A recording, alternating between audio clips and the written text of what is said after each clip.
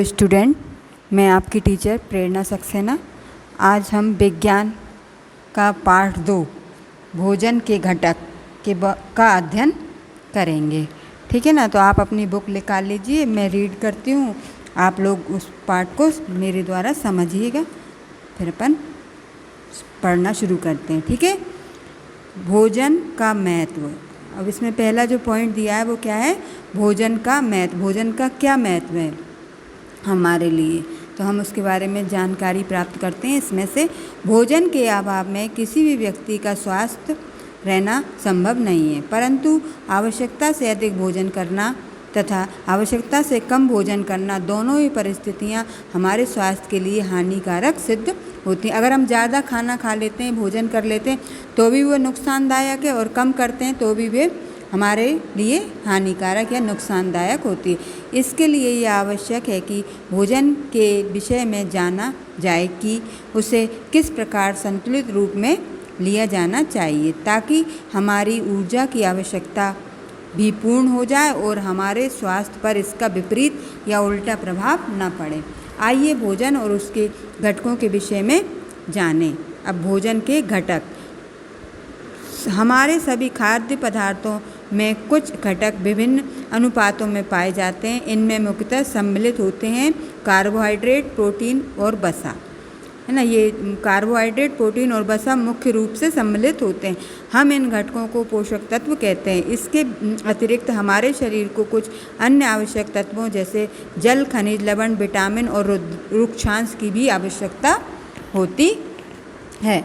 हम इन पोषक तत्वों को इसलिए ग्रहण करते हैं ताकि हमारा शरीर संतुलित प्रकार से वृद्धि कर सके, उसका बेहतर रख रखाव हो सके, शरीर में होने वाली ऊतकों की टूट फूट की मरम्मत की जा सके और विभिन्न काम को करने हेतु हमारे शरीर को आवश्यक ऊर्जा की प्राप्ति हो सके, है ना। भोजन के तत्व। पहला तत्व है कार्बोहाइड्रेट। कार्बोहाइड्रेट भोजन के कार्बनिक पदार्थ हैं, जिसका निर्माण कार्बन माने C, हाइड्रोजन माने H और ऑक्सीजन माने O, मतलब कार्बन, हाइड्रोजन और ऑक्सीजन के मेल से होता है। ये एक सामान्य सूत्र है। इसका जो सूत्र दिया CN और ब्रैकेट में दिया H2O ब्रैकेट 1N द्वारा प्रदर्शित किए जाते हैं। हमारे भोजन का अधिकांश भाग कार्बोहाइड्रेट का ही होता है। कार्बोहाइड्रेट के कार्य। अब कार्बोहाइड्रेट किस तरह से काम करता है हमारे शरीर में, उसके बारे में। कार्बोहाइड्रेट हमारे शरीर के लिए ऊर्जा के सबसे बड़े स्रोत हैं। इसमें उपस्थित तत्व जैसे कार्बन और ऑक्सीजन हमारे लिए ईंधन का काम करते हैं। नंबर 2, इन्हें भोजन के संरचनात्मक अवयव कहा जाता है। कुछ कार्बोहाइड्रेट बाद में उपयोग के लिए शरीर में भंडारित रहते हैं। कार्बोहाइड्रेट के स्रोत। अब ये कार्बोहाइड्रेट कहाँ से प्राप्त होता है उसके बारे में। स्टार्च या मंड, इसे प्राप्त करने के लिए मुख्य साधन विभिन्न प्रकार के अनाज जैसे गेहूँ, चावल, मक्का, आलू आदि हैं। दूसरा है शर्करा। यह हमें गन्ना, चुकंदर, शहद, खजूर, दूध आदि से प्राप्त होती है। पेज पलटेंगे तो पेज पलटते हैं, आगे पढ़ते हैं।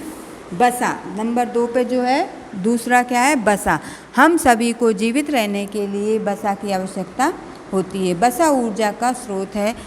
यह हमारे भोजन में सम्मिलित वसीय अम्लों से हमें प्राप्त होती है। वसा किसी भी अन्य घटक की तुलना में अधिक मात्रा में ऊर्जा प्रदान करती है, इसलिए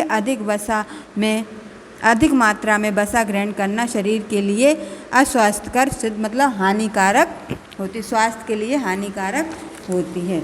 हमारा शरीर भोजन को ऊर्जा में परिवर्तित करता है तथा इस ऊर्जा के कुछ भाग को वसा के रूप में संग्रहित भी करता है। इस प्रकार वसा एक ऊर्जा बैंक की तरह जीवों में काम करता है। वसा अधिकतर हमें तेलों से प्राप्त हो, तेलीय पदार्थ जो होते हैं चिकनाई युक्त, उनसे प्राप्त होता है, जो सामान्य कक्ष ताप पर द्रव अवस्था में पाई जाती है, जो पतला होता है हमेशा। द्रव कैसा होता है? पतला। नारियल तेल इसका अपवाद है, क्योंकि यह शीतकाल में सामान्य कक्ष ताप पर ठोस में परिवर्तित हो जाता है, क्योंकि नारियल का तेल गर्म सर्दियों में क्या होता है, जम जाता है और गर्मियों में पिघल जाता है।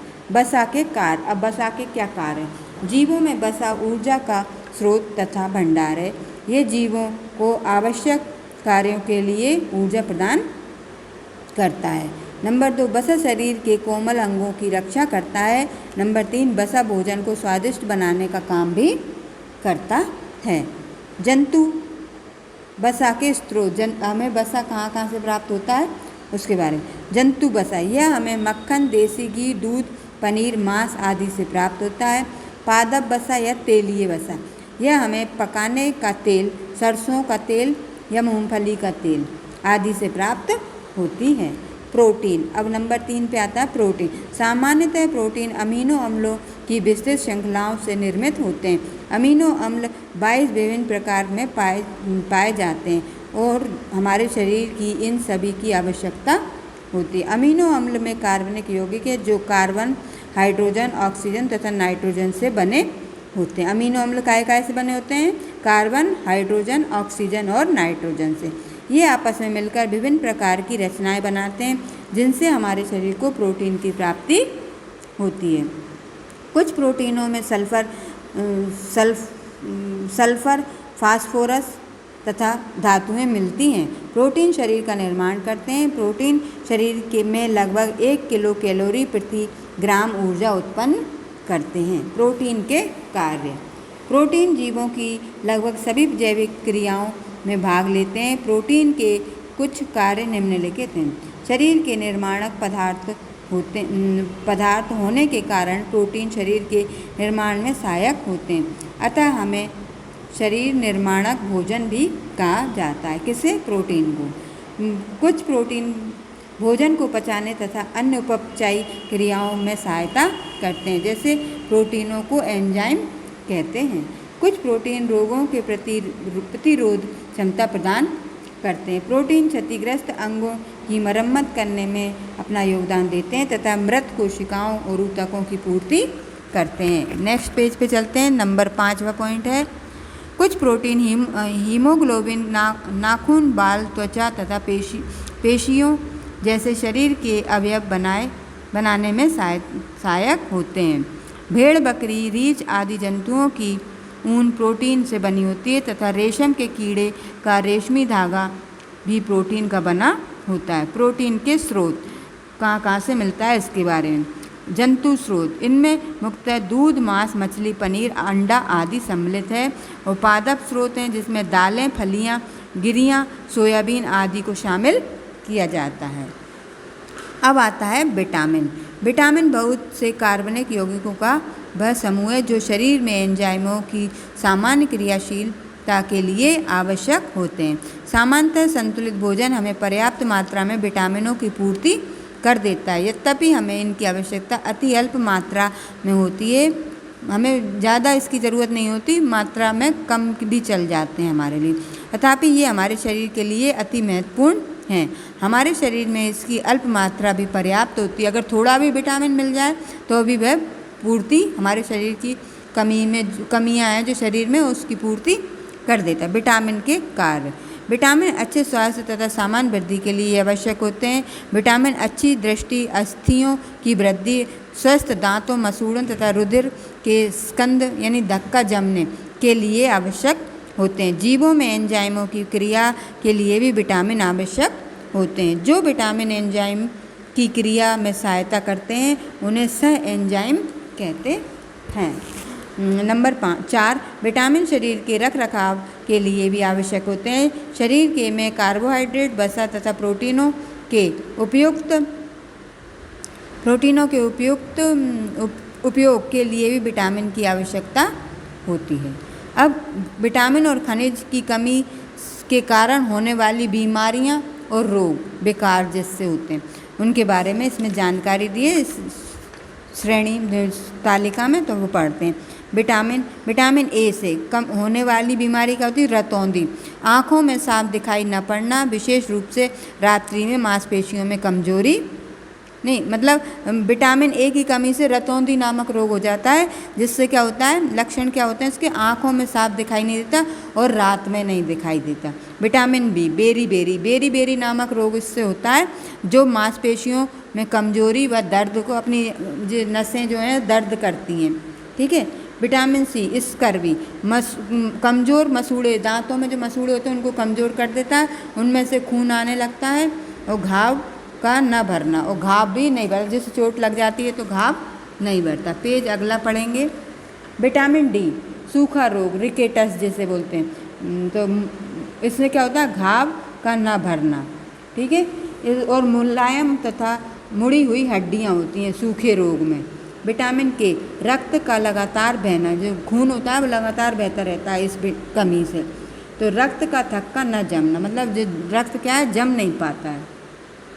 कैल्शियम की कमी, रिकेटस, कमज़ोर कंकाल, जो अपना शरीर है वो कमज़ोर हो जाता है, दांतों में सड़न व कमज़ोर हड्डियाँ होती हैं, इसकी लक्षण जो होते हैं। लोहा, अल्प रक्तता, तो ये क्या हो, सामान्य कमजोरी, शरीर में कमजोरी आ जाती है।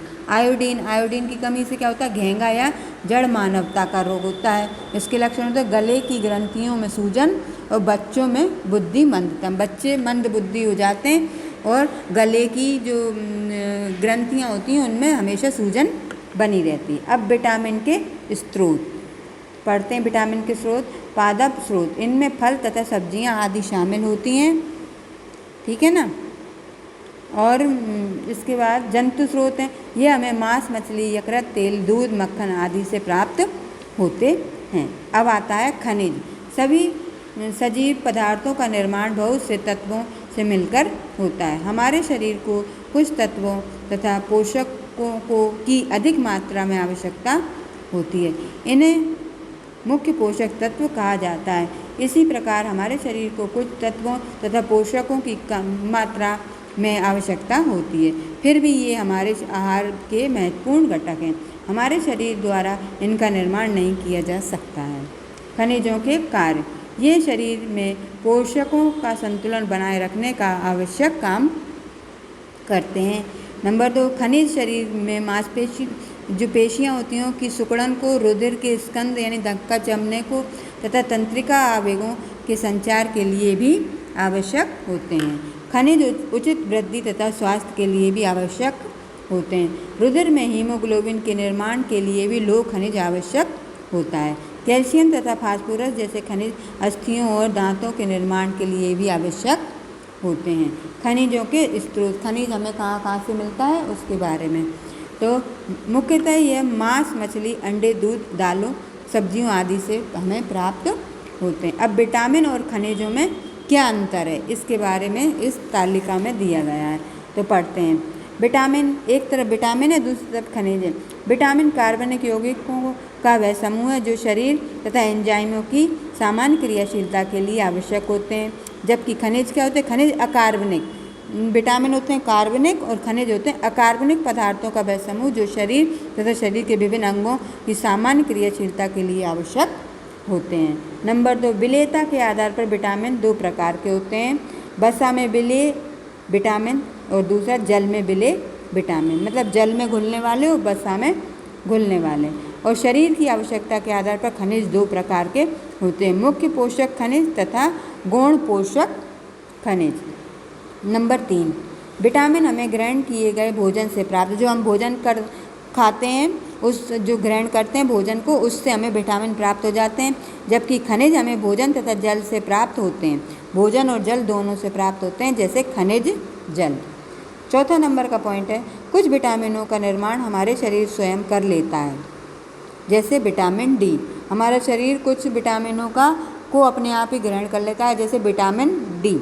और हमारा शरीर खनिज में आते हैं, हमारे शरीर किसी भी प्रकार के खनिज का निर्माण नहीं कर सकता। विटामिन डी तो होती है सूर्य से मिलने वाली, तो उसको हमारा शरीर, जैसे अपन धूप में खड़े हो जाते हैं तो विटामिन डी मिल जाती, तो वो क्या होता है, शरीर अपने आप ही ग्रहण कर लेता है, लेकिन खनिज नहीं कर पाता है, ठीक है ना।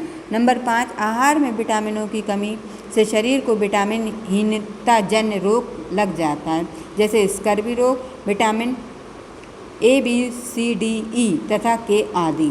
और आहार की में खनिजों की कमी से भी शरीर को कुछ खनिजहीनताजन्य रोग हो जाते हैं, जैसे गाइटर रोग, CHONPS, CAMGI, FE और ZN। ठीक है, अब आते हैं जल पर।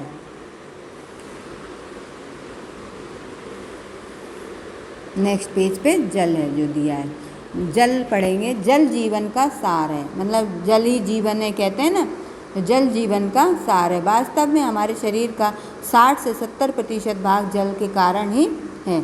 जल पौधों के लिए भी आवश्यक होता है।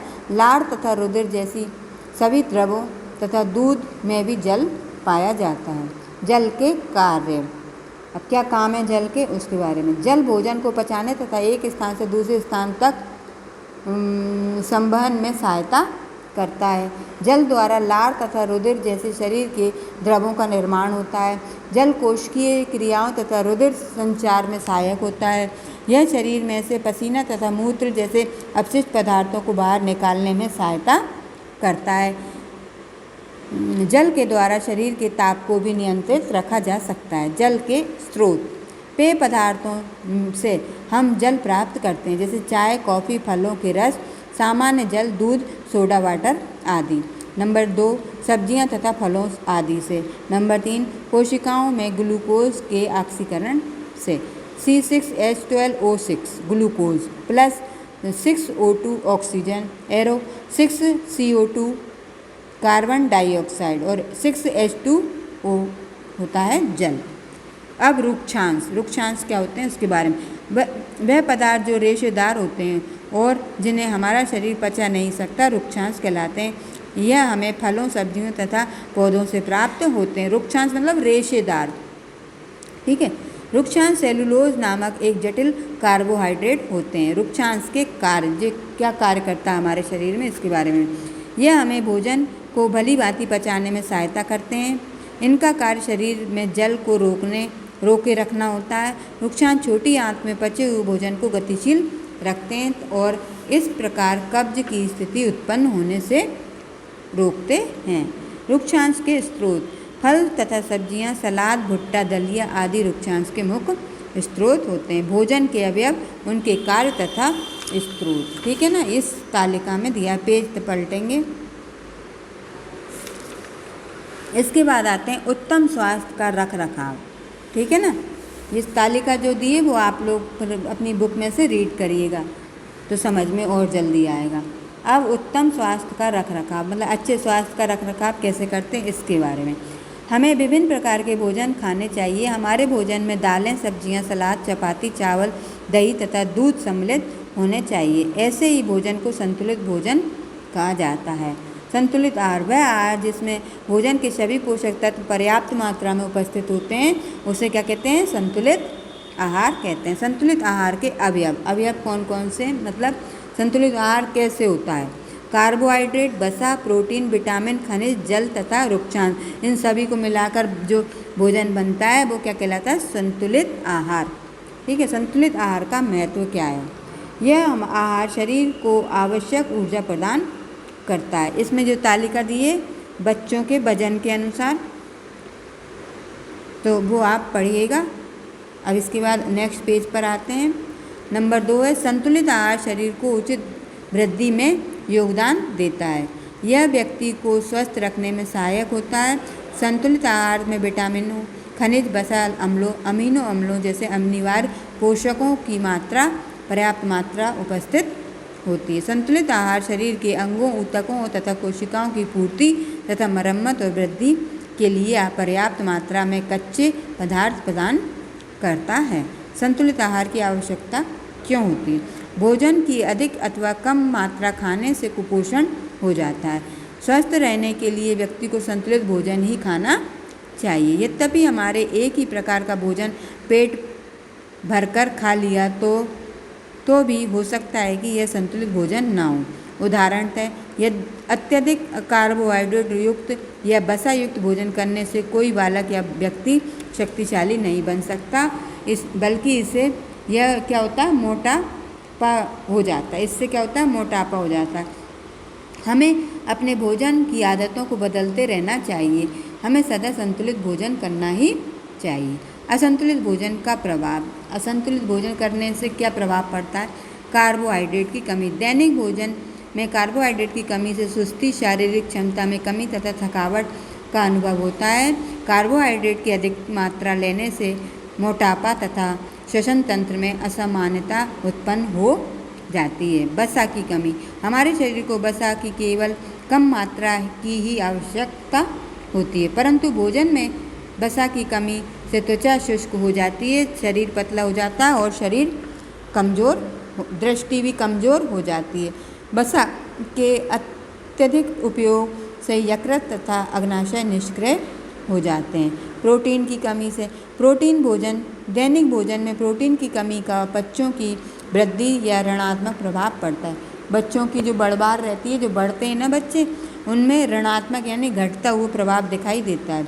इससे उनका कद छोटा रह जाता है, शरीर के भार में भी कमी, उनका वजन भी कम हो जाता है और कद भी छोटा ही रह जाता है तथा पेशियों के विकास में भी कमी हो जाती है। इससे तरह प्रोटीन की अत्यधिक उपयोग से वक्र को क्षति पहुंचती है। जल की कमी।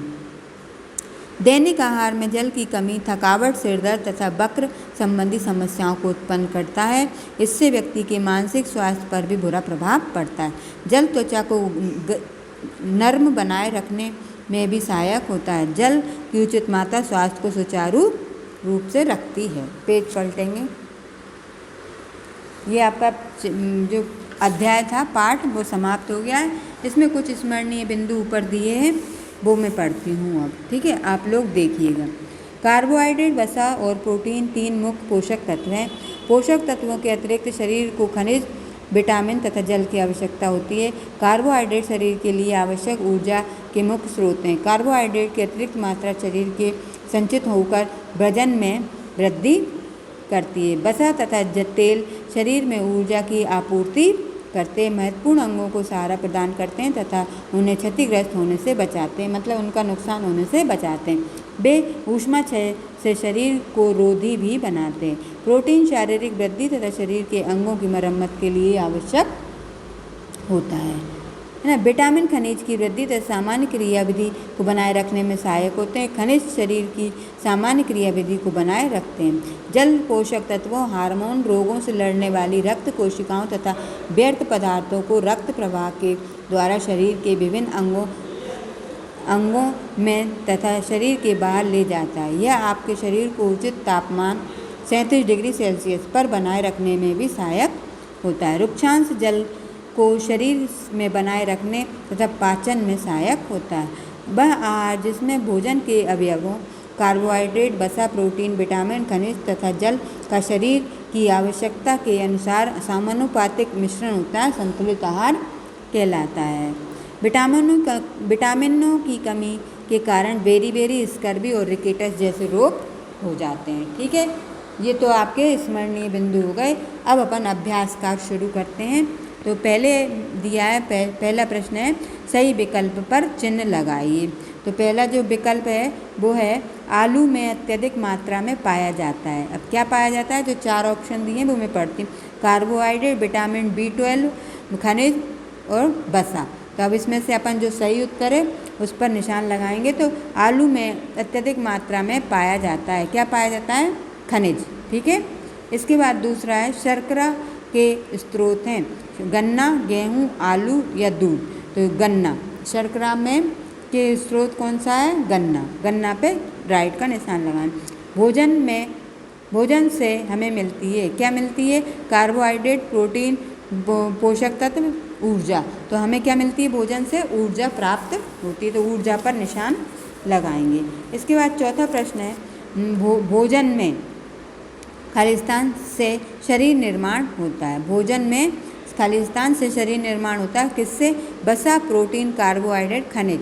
तो इसमें अपन काय पे लगाएंगे निशान, खनिज पर, प्रोटीन पर। ठीक है, इसके बाद आते हैं 5वें नंबर विकल्प पे, सुस्ती खालिस्तान की कमी से होती है। सुस्ती किसकी कमी से होती है, विटामिन की, खनिज की, कार्बोहाइड्रेट की या जल की। तो अपन काय पे निशान लगाएंगे, कार्बोहाइड्रेट्स। ठीक है, इस तरह से आपके विकल्प प्रश्न पूरे हो गए हैं। अब आता है प्रश्न नंबर 2, रिक्त स्थानों की पूर्ति कीजिए। तो पोषक तत्वों के अतिरिक्त हमारे शरीर को विटामिन खालिस्तान और खालिस्तान की आवश्यकता होती है। तो क्या लिख भरेंगे इसमें? खनिजों तथा जल की, खनिजों तथा जल की आवश्यकता होती है। और दूसरा है खालिस्तान, पोषक तत्वों की कमी को क्या कहते हैं? अल्पकता। ठीक है, पोषक तत्वों की कमी को क्या कहते हैं? अल्पकता। ठीक है, इसके बाद तीसरा आता है रक्ताल्पता।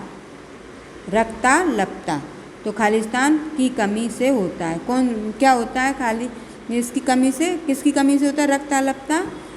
लोहे की। तो उसमें भरेंगे अपन लोहा। चौथा खालिस्तान है, खालिस्तान की अधिकता हमारे शरीर के भार को बढ़ाती है। किसकी अधिकता? बसा। खालिस्तान में भरेंगे अपन बसा। पांचवा है बेरी नामक रोग विटामिन की कमी से होता है। विटामिन बी भर देंगे इसमें। अब अगले पेज पर आते हैं। तो दिए हैं निम्नलिखित प्रश्नों के उत्तर एक शब्द तथा एक वाक्य में दीजिए। तो इसके उत्तर जो सामने ही मैंने लिखे हुए आपको दिखाई दे रहे होंगे, तो आप लोग उसमें से नोट डाउन करिएगा, मैं पढ़े देती हूँ। पहला प्रश्न है, शरीर के लिए ऊर्जा के दो मुख्य स्रोत कौन कौन से हैं? कौन कौन से हैं वो लिखे हैं, प्रोटीन और vitamin. Protein comma vitamin. Carbohydrate के स्रोत लिखिए। तो कार्बोहाइड्रेट के स्रोत हैं स्टार्च और शर्करा। ठीक है, तीसरा प्रश्न है, प्रोटीनों का क्या कार्य है? प्रोटीन के लिए प्रोटीन के किसी एक स्रोत का नाम लिखिए। तो शरीर का निर्माण करना इसका कार्य है। और कोई एक प्रोटीन का नाम लिख। स्रोत कहाँ से मिलता है हमें प्रोटीन? मांस, मछली, अंडा, इनमें से किसी एक का अपन नाम लिख सकते हैं। ठीक है ना। इसके बाद चौथा प्रश्न है, किन्हीं 3 खनिजों के नाम लिखिए। तो क्या खनिजों के नाम लिखे हैं? मांस, दूध और दालें। ठीक है। प्रश्न नंबर 5वां है, विटामिन सी की कमी से होने वाले रोग का नाम लिखिए। तो कौन सी विटामिन सी की कमी से कौन सा रोग होता है? स्कर्वी। ठीक है ना, अपन ने वो सारणी में दिया था तो पढ़ा था। इसके बाद आते हैं रुक्षांश का क्या कार्य है? रुक्षांश क्या कार्य करते हैं हमारे शरीर में? तो उत्तर है, वे पदार्थ जो रेशेदार होते हैं जिन्हें हमारा शरीर पचा नहीं सकता, रुक्षांश कहलाते हैं। इसका क्या कार्य है? ये हमारे शरीर में जल को बनाए रखते हैं। ठीक है ना। इसके बाद आते हैं प्रश्न नंबर 7, पोषक तत्व क्या हैं? 3 मुख्य पोषक तत्वों के नाम लिखिए। उत्तर लिखेंगे, पोषक तत्व हमारे भोजन के मुख्य घटक हैं। 3 पोषक तत्व कौन कौन से हैं? कार्बोहाइड्रेट, वसा और प्रोटीन। ठीक है। अब इसके बाद आते हैं, निम्नलिखित प्रश्नों के उत्तर संक्षेप में दीजिए। तो संक्षेप में देने के लिए मैंने प्रश्न के आगे पेज नंबर डाल दिया है जहाँ उत्तर आपको इसका मिलेगा। तो पहला प्रश्न है, उसको अपन लघु मान लेते हैं, लघु प्रश्न और दीर्घ प्रश्न। तो लघु प्रश्न में पहला है, प्रोटीन के क्या कार्य हैं? प्रोटीन का निर्माण करने वाले कच्चे पदार्थ को क्या कहते हैं? तो इसका उत्तर आपको पेज नंबर 12 पर मिलेगा। अब अपन पेज नंबर 12 पर चलते हैं। पेज नंबर 12 पर आते हैं, जे दिया है प्रोटीन दिया है ना। तो इसका जो पैराग्राफ है लघु का पहला, उसमें लघु लिखा है नंबर 1 डाल के, उसके कार्य भी लिखे हैं, तो दोनों आप लिख लीजिएगा। इसके बाद प्रश्न नंबर दूसरा है लघु का, वसा के क्या कार्य हैं? इसके स्रोत लिखिए। तो यह भी आपको वसा जो ऊपर दिया प्रोटीन के पेज नंबर 12 पर ही, तो उसमें दिया है, तो उसके वसा के आप कार्य लिखिएगा, वसा के कार्य। तो ये लघु का दूसरा नंबर है पेज नंबर 12 पर। तीसरा है, हमारे शरीर के लिए कार्बोहाइड्रेट की आवश्यकता क्यों है? हमारे शरीर के लिए कार्बोहाइड्रेट क्यों आवश्यक है? तो इसका आपको पेज नंबर 11 पर आंसर दिखाई देगा, लगा हुआ है। पेज नंबर 11 पर आते हैं अपन, कार्बोहाइड्रेट, इसके जो पॉइंट दिए लघु का तीसरा। ठीक है ना, इसको आप लिख लीजिएगा। अब अगला प्रश्न है आपका, कौन सा प्रश्न है कि विटामिनों को सूक्ष्म पोषक तत्व क्यों कहा जाता है? मुख्य विटामिन कौन कौन से होते हैं? तो इसका आपको पेज नंबर 13 पर मिलेगा निशान लगा हुआ, तो आप इसका उत्तर लिखिएगा। विटामिन जो दिया है लघु का तीसरा, विटामिन से शुरू है पॉइंट से। ठीक है ना, तो आप इसको लिख लीजिएगा। इसके बाद आते हैं इसके बाद आते हैं हमारे शरीर में लोहे का क्या महत्व है, इसके स्रोत क्या हैं। तो पेज नंबर 14 यानी 14 पर आते हैं। तो ये जो दिए ना खनिज के कार्य, उसमें दिया है ऊपर खनिज, तो पॉइंट को पूरा लिख लीजिएगा, इसका पैराग्राफ जो मैंने निशान लगाया हुआ है। तो ये आपका 5वां प्रश्न का उत्तर कंप्लीट हो जाता है। इसके बाद आते हैं प्रश्न नंबर 6। क्या है प्रश्न नंबर 6? रुक्षांश क्या है और हमारे लिए इनका क्या महत्व है। इसका आपको पेज नंबर 15 पर 15 पर आंसर मिलेगा। तो आपको रुक्षांश जो दिया है ना, इसके कार्य तक लगा हुआ है लघु का 6वां प्रश्न का आंसर, तो आप इसको लिख लीजिएगा। अब आते हैं दीर्घ प्रश्नों पर, मतलब विस्तार से लिखने वाले प्रश्नों पर। तो इनके भी मैंने पेज नंबर लिख दिए हैं, तो आप उसको लिख लीजिएगा। पहला प्रश्न है भोजन के मुख्य अवयव कौन कौन से हैं, इनकी किसी एक का विस्तार पूर्वक वर्णन कीजिए। पेज नंबर, इसका उत्तर आपको पेज नंबर 16 से 17 तक दिखाई देगा।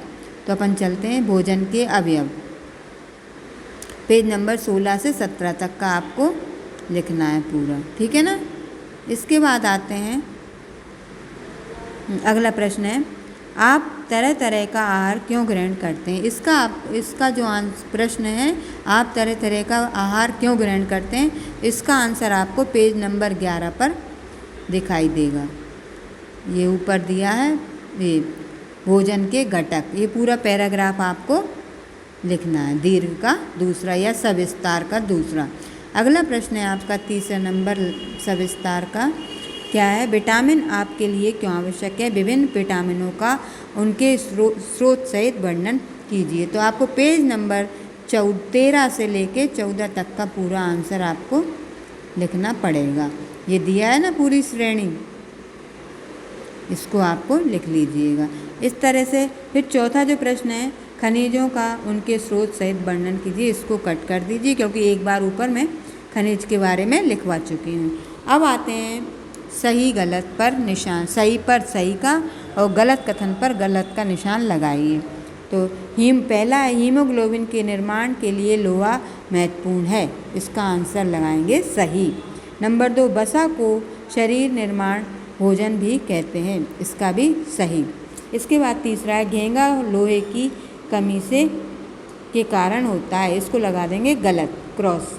तेल और चौथा नंबर का है तेल और दूध कार्बोहाइड्रेट के स्रोत हैं, ये गलत, ठीक है। इसके बाद मछली अंडे और सोयाबीन प्रोटीन के स्रोत हैं, यह सही। तो क्वाशियोरकर प्रोटीन की कमी के कारण होता है, गलत। विटामिन बी की कमी से बेरी नामक रोग होता है, यह आपका सही है, ठीक है। तो स्टूडेंट आज ये अपना कंप्लीट होता है पार्ट 2, जो उसका पूरा पार्ट पढ़ा दिया, समझा दिया, भोजन के घटक, और इसके क्वेश्चन आंसर भी लिखे हुए हैं। अगली शायद PDF में इसके क्वेश्चन आंसर लिखे हुए भी आ सकते हैं, लेकिन जब तक नहीं आते तो आप अपनी इसी बुक में से ही निशान लगे हुए हैं उनको आप देख लीजिएगा और अपनी कॉपी में लिख लीजिएगा, ठीक है। अगली नेक्स्ट वीडियो में मिलेंगे, तब तक के लिए थैंक यू, बाय।